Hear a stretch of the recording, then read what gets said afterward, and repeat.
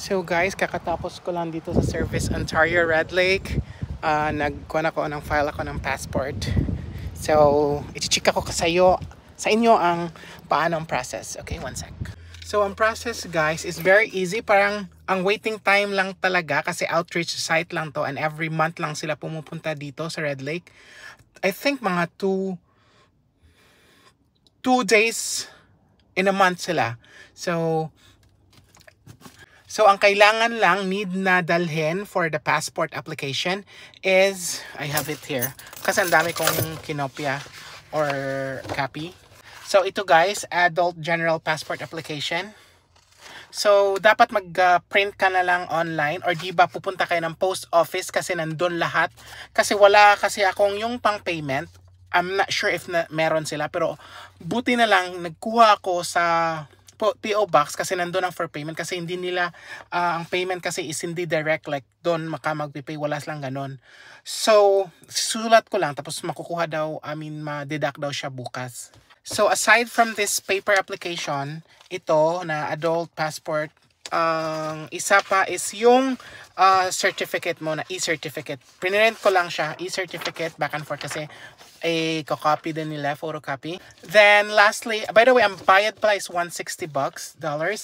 And ito yung last kong picture. So nagpa-picture na ako last week and 25 kahit chups pa ang mukha ko, but then it's okay kasi sabi pa ng magpi-picture sa akin na wala namang magsasabi na tsaka huwag kang mag-stress, sabi niya. So yun na lang, ginawa ko na lang kasi sa Winnipeg ang plano ko. Hindi na lang, dito na lang kasi makukuha mo agad-agad eh. Chups nga lang, pero it's okay. Basta blue ang passport. Chares! So yun na guys, hintay lang tayo ng 1 month siguro para makuha ang passport at yun, makakalarga na tayo kahit saan. I mean, not kahit saan, pero at least most of the lugar na gusto kong ita-travel is mapupuntahan ko na without the visa. So hindi na siya stress. Diretso na ng passport. Ganun! So yun, see you sa pagkuha ko ng passport sa PO Box. 3 weeks later, many months later.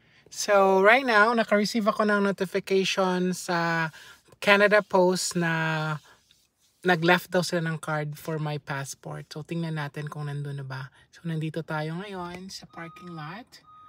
Dito siya. Canada Post. Sa Red Lake.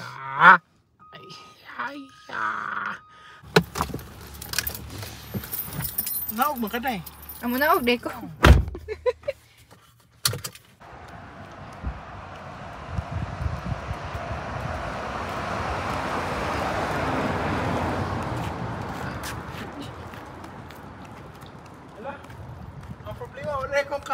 So, nadala ko pala yung kuan ko, susi ko. So, nandito lang pala. Kala ko hindi. So, bumalik kami ulit. So, dito yung pa second chance. Alam niyo na dito yung mga second hand na mga stuff nandito. Pasok ka ba eh? Wala man. So, nandito na po kami sa post office.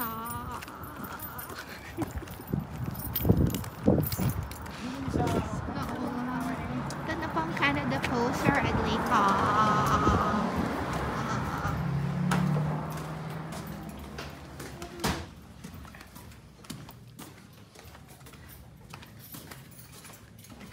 Ito na po yung locker nila. Itong mukha po ng mga Mukha nila. post office dito. So, number ko is 998 kung gusto nyo magpadala ng pera. Ang dami guys. Sweet. So, ito na. So, nandito na po. Excited much na po siya sa kanyang Canadian passport.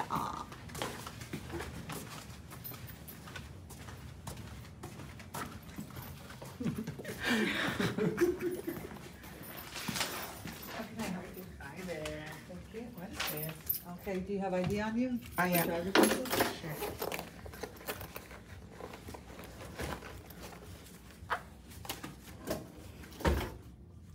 ID, right? Cheers. Ito po yung post office. Quick tour. Yeah, sure. Thanks. No worries.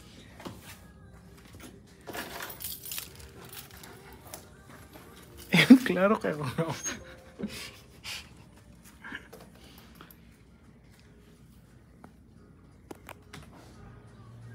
We need you to sign for it. Oh, okay.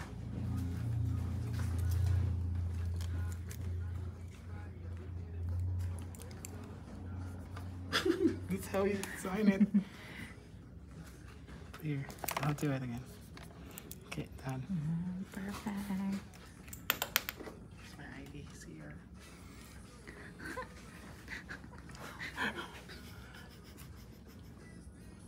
Oh, it's There you free. go. Okay, thank You're you. welcome. For that also? Is that the same? Pardon? Is that the same? What is it?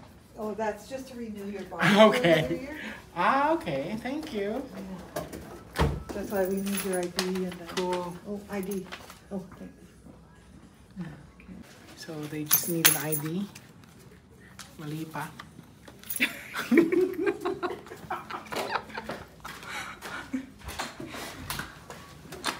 Okay, palabas na po. So later na lang guys, magchika tayo about sa passport. Bye! We're here already inside. Charas! We're here nasa loob na po tayo. Nasa loob na sasakyan. So, ito ta sa labas ng post office. Tapos ito yung post office na ano daw, balik ako rin pinaglagot ko. Wait sa. Hi! So, nandito na ang passport natin. So, i-unbox na natin siya. So, this is my first Canadian passport. Alam nga, gusto mong may pangalawa pa. Cheers! So, let's unbox it! Are you ready, guys? So, ito na. Oh my God! Exciting! Holy! Diba? Literal talaga siya. Nag-send kasi sa Canada Post Office. Nag-text din sila na nandito na daw yung passport. So, let's see if passport ba talaga to?